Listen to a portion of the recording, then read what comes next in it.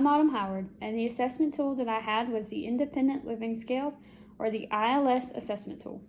This assessment tool is commonly used in adults with psychiatric disorders, traumatic brain injury, or dementia that is causing cognitive impairment. This assessment tool is used to evaluate the ability of someone to live independently. This assessment takes approximately 45 minutes to administer and is comprised of 5 subscales. These include memory and orientation, managing money, managing home and transportation, health and safety, and social adjustment. Due to the length of this assessment tool, the next couple of videos are just individual sections. They include the memory orientation and the social participation. And this will just give you an idea of how the assessment tool is done. And at the end, I'll have a brief overview of the scoring. Thank you. So before actually starting the evaluation process, you do a screening process. The screening process is just to make sure the patient is capable of participating in the evaluation. It consists of a vision screen, reading and comprehension screen, a hearing test, speech, writing, and walking. So in this next clip, that's just me giving this screening part of the evaluation, and then it'll start the actual assessment.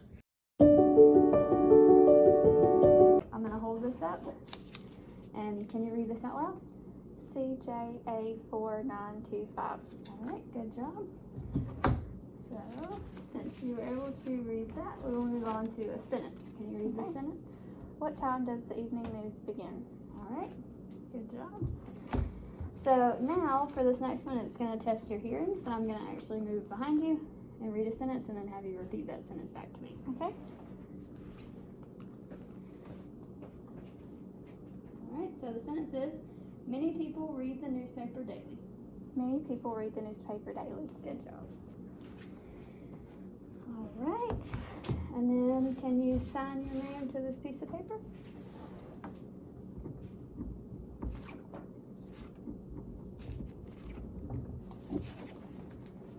All right, good job. Now for this next part, can you please write the following sentence?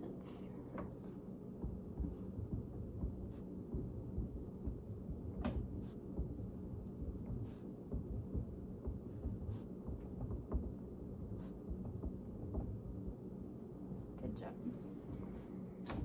All right, and the last part, now I'd like you to stand up, walk forward about 6 feet, turn around, walk back to your chair, and sit down.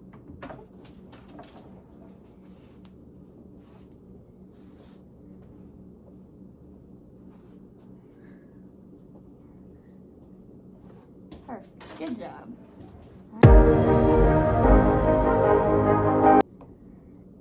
These are things many people carry in their pockets or in their handbags. Look at them and remember each of them. Okay. I'll just lay them out.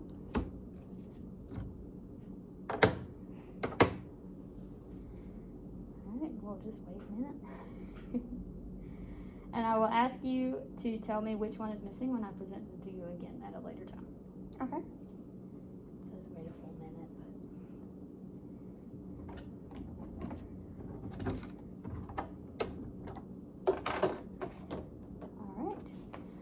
So, what time does this clock show? 2:20. Good job. All right, what is your telephone number? 478-697-9186. All right. What day of the week is today? Monday. What city are we in? Cochran. What is your address? 1421 Peach Street, Dublin, Georgia. All right. Let's suppose you are going to the store. I'm going to present you with a shopping list. After I present you the list, tell me what you need to buy at the store. So I'll let you look at it for about 5 seconds. All right. So what items do you need to buy at the store? Orange juice, cereal, milk, coffee, and bread. Good job. All right, so those items that I laid out before, I'm going to lay them out again, but missing one, if I can pick it up, but missing one, and you tell me which one is missing. Okay. A key. All right, good job.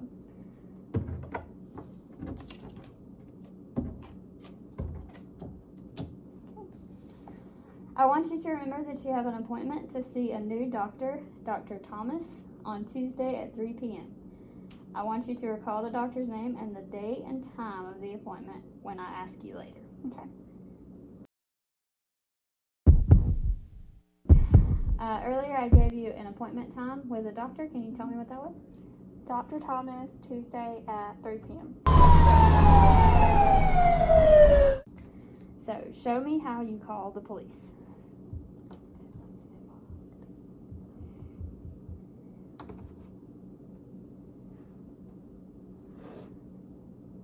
All right, good job.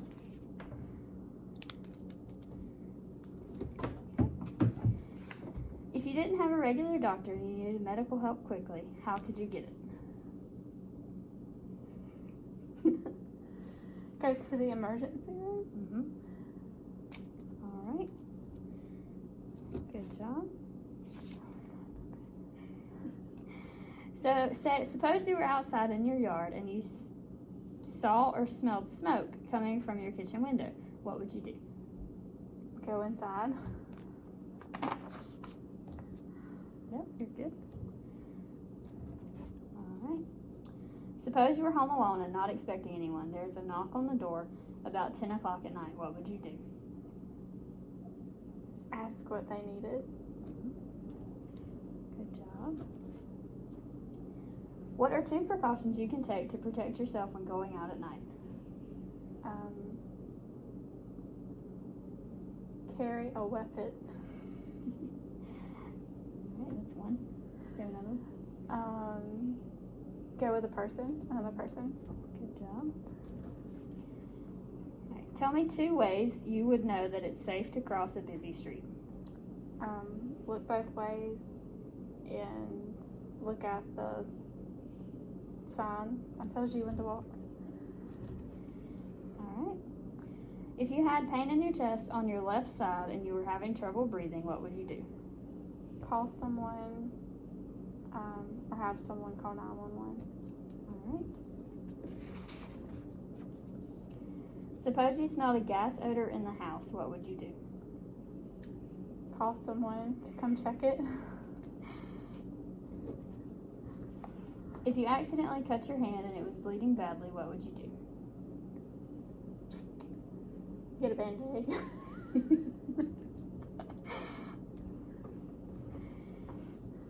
right. Let's see, sorry. Tell me 3 things that are important to do to take good care of your body. Hygiene, eat healthy, and exercise. All right. Tell me 2 things about the condition of your health during the past 5 years. I've started exercising, so I have more endurance, and I watch what I eat. All right. If you unintentionally lost 10 pounds in 4 weeks, what would you do? Go to the doctor. Let's suppose you have to take medications 3 times a day. How would you remember to take it? Put it in a container, labeling the times. All right. Why is it important to know about the side effects of the medicine you are taking? To know if you're able to drive a vehicle or go out. All right. Tell me 2 reasons why bathing is important. It keeps you clean and healthy. Tell me 2 safety precautions you can take when bathing or showering.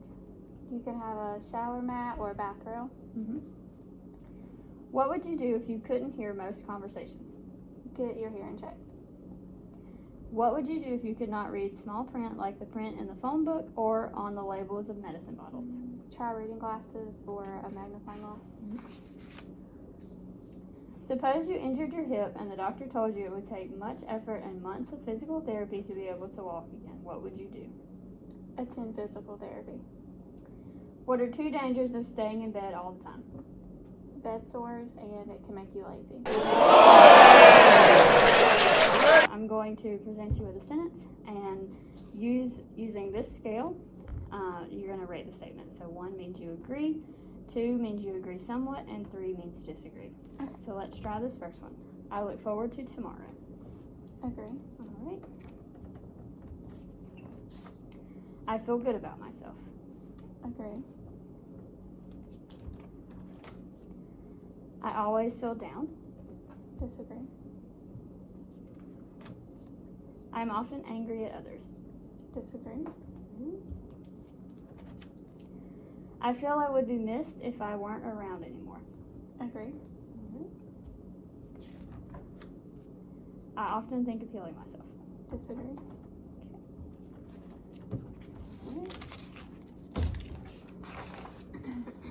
What are 3 things you value in life? My family, friends, and my job. All right. Tell me 2 reasons why it is important to have relationships with people. To have a good support system and have people that you can relax and hang out with. How often do you talk to a friend? Every day. How often do you see this friend? Probably every other day. All right. So this is the record form that is used when you are scoring the assessment. So we'll just flip it open. So in the video, you saw me give the memory orientation segment of the assessment tool. So as she did it, I circled her scores, which she got 2s all the way down the board, resulting in a raw score of 16. You then come over to the appendix in the assessment tool booklet to obtain her standard score, which was 60. I also did the subsection of health safety, which she scored a 40. So she got a standard score of 63. And then again with social adjustment, she got a score of 20 and got a standard score of 59. So after the full assessment, after you have obtained the raw score and then the standard score, you add the standard score together to get a subscale total sum of 297. You then go to Appendix A2 to then go get the full scale standard score, which was 119, and then you mark it. Among each subscale, there is also problem-solving questions and performance information questions. For these, she scored a 63 and a 42. You then go to that same Appendix A to obtain the standard score, and then you mark them. So this is what the final scoring sheet will look like. And then I will just connect these to create a chart. And as you can see, she is in the high range for every subscale and total scale of independent living.